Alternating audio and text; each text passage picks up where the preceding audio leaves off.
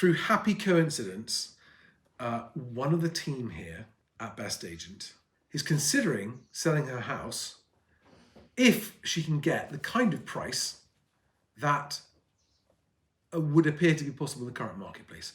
And so for that reason, Sweary Sam, please see the link to the other video, has agreed to conduct a real life experiment here. This is not a time wasting experiment because you genuinely are considering the sale of your house. If you can be persuaded by an agent that they can get you a price that makes it a no-brainer for you to want to sell. Yeah.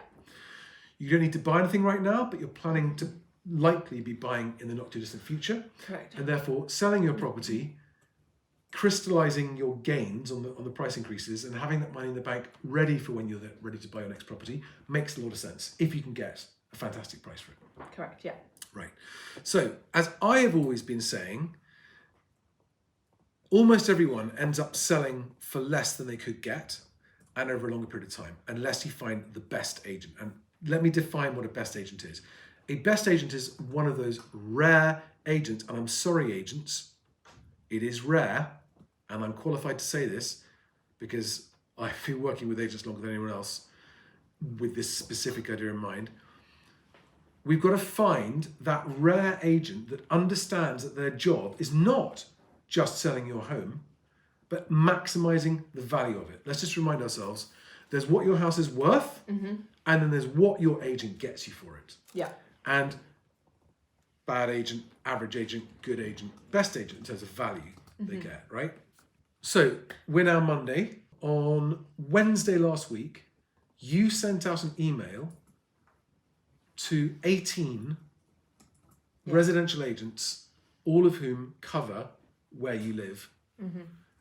Out of those 18 agents who all sent exactly the same email, identical, they were blind copied in at the same time, so they all received the same email at the same time, only 12 responded to your invitation to book a valuation. Correct, yeah. Point being, you were upfront with all of them that you were asking all of them. Yeah. You didn't want to waste anyone's time if they didn't want to be included in that opportunity to become your selling agent. Yeah.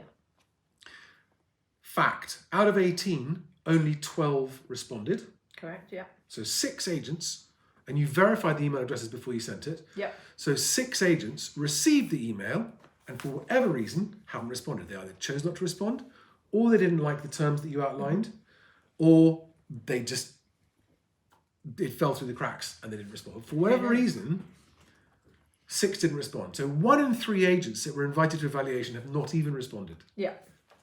I find that fascinating statistic. Maybe they're too busy. Maybe they've got their own reasons. Maybe they didn't want to be one of 18 and thought, no, we'll leave that to other agents. Whatever the reason, you got 12 who responded. And 11 of those you've now met. Yeah.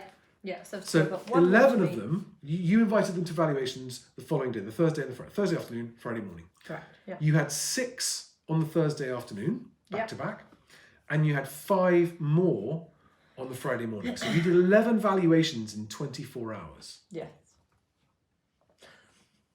For my sins. And the most interesting thing that you said after that was there was still one more that you would like.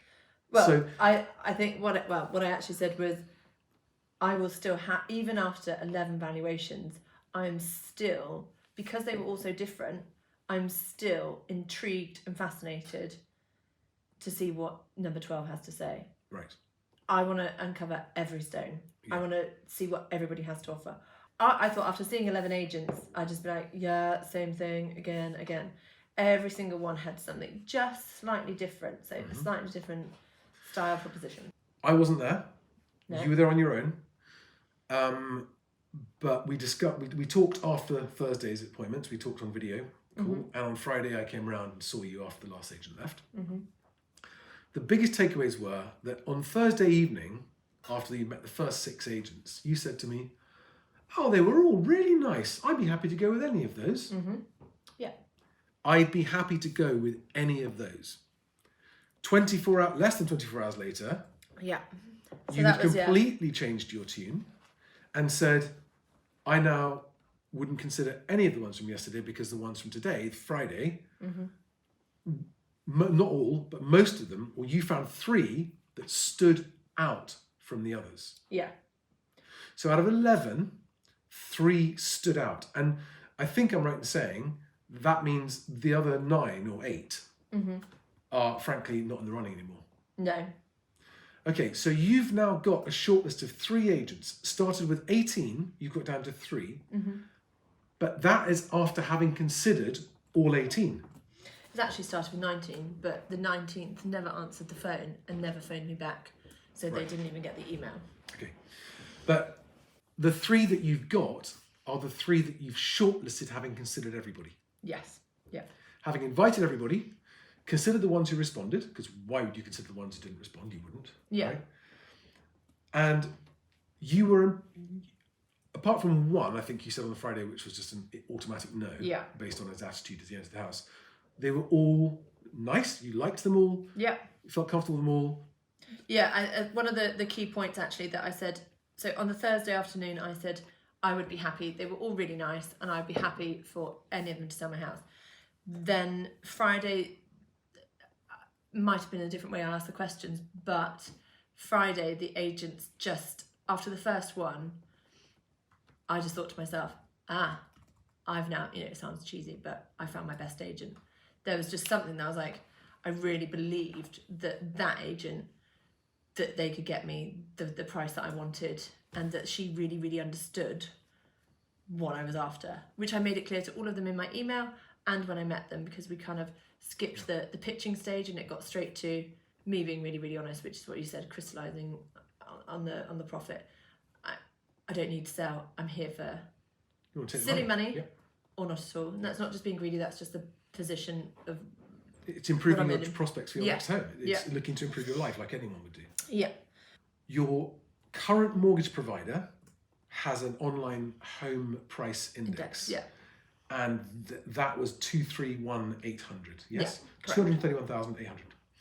The lowest, and let's not get into what they said about the actual price, but the figures that you got on the Thursday ranged from 240 to 285. Yeah. Okay. Which is an interesting topic for discussion. It's right, 240 to 285. That is a very wide range. Okay. And the figures on the Friday then actually increased up to 300 potentially. And the agent who actually said potentially 300 called it world-class price. World record. Right.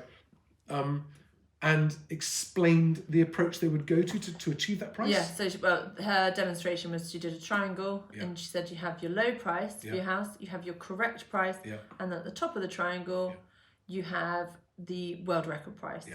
And she said, we can obviously get you the correct price, but we want to go world record. Yeah. And then she explained a little bit more about how they'd intend on doing that. Okay. However, that's important. So can I just pick up on that? She explained how they would go about doing that. You're now in a situation where you've met all but perhaps one of the agents, you've shortlisted 3, you're now wondering who you would choose if you go ahead and actually decide to sell. Yeah. And these are all quite good. Like you're quite impressed with all of them. And these are all 3 who actually explained their approach to achieving the best price. Yeah. And specifically, you asked for their strategy to get competing buyers. Yeah. And all 3 of them gave you a positive answer to that question. Yeah. Yes. Right. So this is the point I really wanted to make: is that of the 11 agents you asked, "What's your strategy for getting competing buyers?" Only 3 actually had one. 3 or 4. Okay. If I'm completely honest, there's 4 strategies that stood out. Right. The rest were a mix of the strategies. I didn't hear anything particularly different, and I didn't believe them, but I was like, that's no different to what everybody said, which is exposure. Vanilla, right? Best and final offers. Best and final offers is good. That's just what everyone does. But I want to know how you're going to go from X price to my silly price, like how you actually. So would you agree? Would you class those ones as perfectly good average agents? Yeah, right? Absolutely. And what we're hoping to show here is that if you end up selling and you've successfully identified your best agent, you would hopefully achieve a price that will delight you, that you'll know is the best price because you've had competing buyers, and would end up actually achieving a higher price than the average agents were indicating that you'd get. Yeah. So, and again, generalizing, roughly speaking, 260, 265 was the region that the average agent was saying they reckon that you could get. It was around, so that the comfortable price Yeah. is what the average house price is in my area, which is about 250. Yeah. So that was a sort of 240 is the absolute bare minimum. Yeah. 250 is like, we're looking at 250 up. We could go 260. We could even stretch 275. So then we're going upwards from 275. Okay. So how do you feel about those agents' suggestion of what you might achieve compared to then what you got the next day? So when you got the next day, people saying 285, I've got someone that wants to come and view it and is thinking 285, and then someone saying we might even get 295, 300. Yeah. How are they, because I know that people watch this and go, well, they're just making it up. They're the classic overvaluers. Yeah. Because there's a danger here. They could all be the overvaluers to get your instruction, and if they win your instruction, they've won. It didn't matter what they said. Yeah. They got your business. Yeah. And all the other ones are being honest and going, no, we were honest at 265, 270. Now she's been tricked by a high valuation. Where would your confidence lie in choosing one of those agents that said, no, we can get more? And how do you feel about having to go back to the other ones and go, God, you were right, I couldn't get more. You were right at 265, 270. Well, that's a good question, actually, because I suppose the ones, my top three, they may not have given the highest valuation. So that my top three aren't the highest valuations. But the difference is, because I've seen what the top is, or the top valuations, and I've seen some examples of how we could maybe get that. The reason I've chosen these three is because even though they may not think it's worth, or they may not value it at, they may say 275, I believe they'll keep going until they get me 285, 295, right. 300. And that's the difference. Yeah. I think they've got the skills and the capability. And I always use the word that friends of mine who sold and got 30 grand more for their house, hungry, that they're not going to stop at anything. And that's what I'm looking for. So I'm not going with the highest valuation. Okay.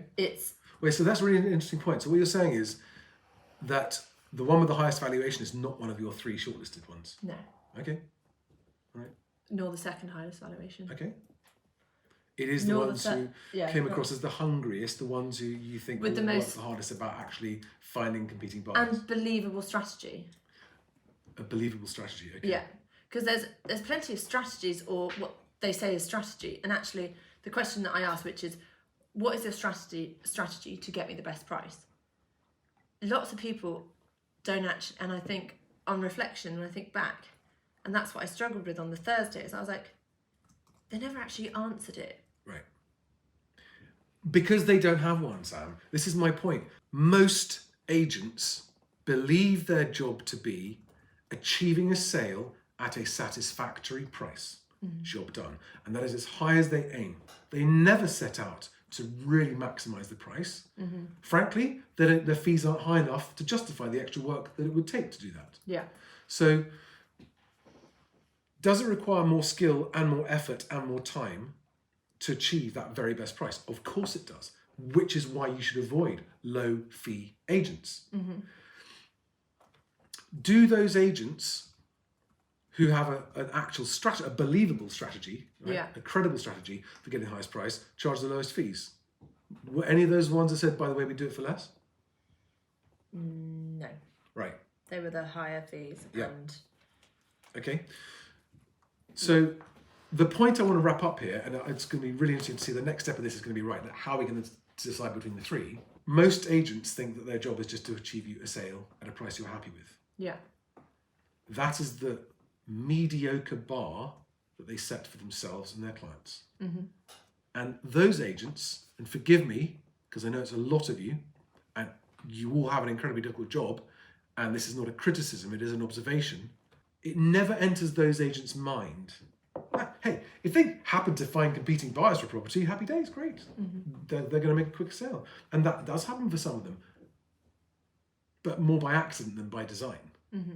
Whereas the best agents, and I'm qualified to say this because I've worked with so many agents for such a long time, I've seen what best agents do, will never settle for anything less than having made certain they've got the best possible achievable price in those market conditions. What do those agents do differently? Number one, they actually invest time in qualifying and getting to know their buyers in advance. And you will have heard this because some of those agents said to you, I know which buyers are going to come and view this. Yeah. Right? They've got actually not saying, oh, we've got lots of buyers, which they all say. Yeah. Right? Everyone says we've got buyers.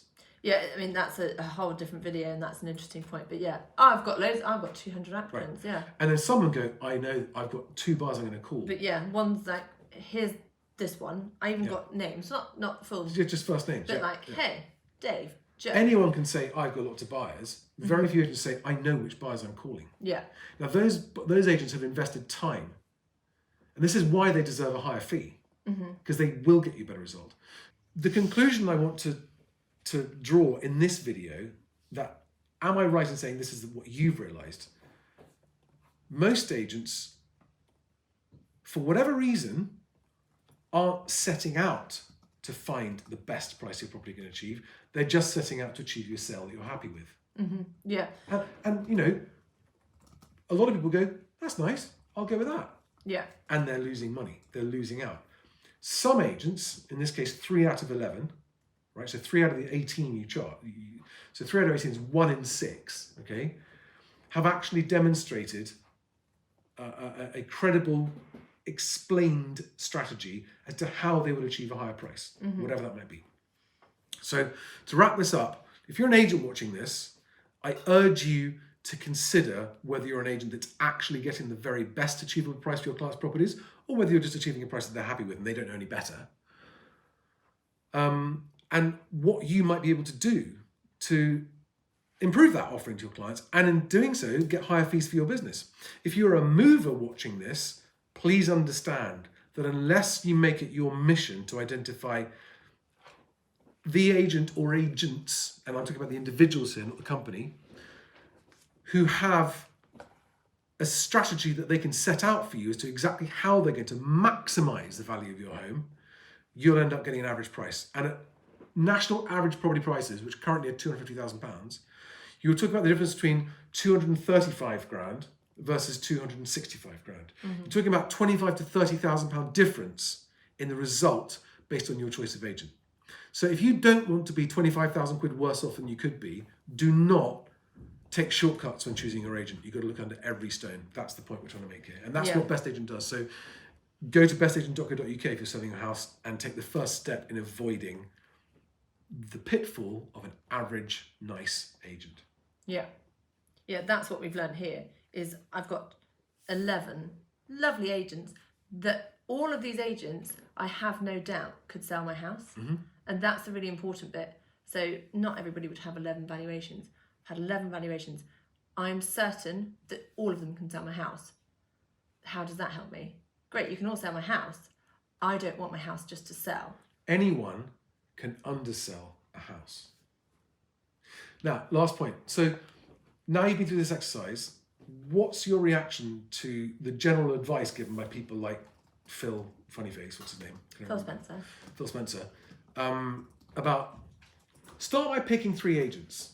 What's your reaction to the advice of pick 3 agents? No way under any circumstances would I ever advise anybody to pick 3. If I'd picked 3, I've got on my list one of the ones which would have been in my top 3 if I'd picked 3 based on ones who's I think I like them, one on a recommendation, then just one as a wild card, just for maybe a Google review.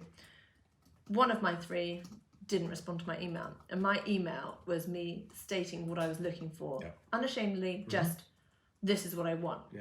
So if I picked 3 at random, even with a bit of selection, I'd already be worse off. Right. So you'd have 1 unresponsive agent and 2 average agents that did that strategy. So I'd be collaring one that I think is good for me. So what we can draw from this then is that the only advice available to the consumer right now is terrible advice. The only advice on how to choose an agent is pick 3. It doesn't tell you how to pick 3. Oh, check Google reviews. They don't work. Even agents. 2 of the agents that I had told you to pick 3 or pick... told me, Samantha, please, just pick 3. You don't need any more. Because they thought they were already one of them. Maybe pick 5. Yeah. And I was like, and they're really nice people. And I was Yeah. like, thank you for your advice. I felt like I really trusted them. But that's terrible, terrible, terrible advice. Yeah. Because if I'd really picked 3, I could be selling my property with just a nice agent, but that isn't getting what I want. And what I want is someone that's got that hunger that's going to sit there and be like, we're going to go to the bitter end and get you the price that you want. Yeah. And if I pick 3, the main thing is I wouldn't be getting what I want. Now, most agents watching this are going to be going, this is rubbish. She's never going to get the top price. She's been seduced by overvaluers. You should have gone with an average agent. Yeah. Because Great average advice. agents watching this will find it very uncomfortable to confront the fact that there are other agents out there who can get a better price than they can. Mm-hmm. But I'm sorry, that is a mathematical fact. Yeah. So do not just pick 3. It's a massive No. mistake. You'd have ended up missing out on the best Yeah, agents if I you've pick done 3 that. at random from my list of 18. All right. So knows where in I our go. next episode, we're going to talk about which one you ended up choosing as the one that you would instruct if you were to proceed. Yeah. All right. Guys, thank you for watching, and please learn from the lessons that Sam's already had from her experiences. Don't just pick 3 agents. Either go approach them all manually, individually, all of your local agents, or go to bestagent.co.uk. It's worth the time. Thanks, guys. See you on the next one. Bye.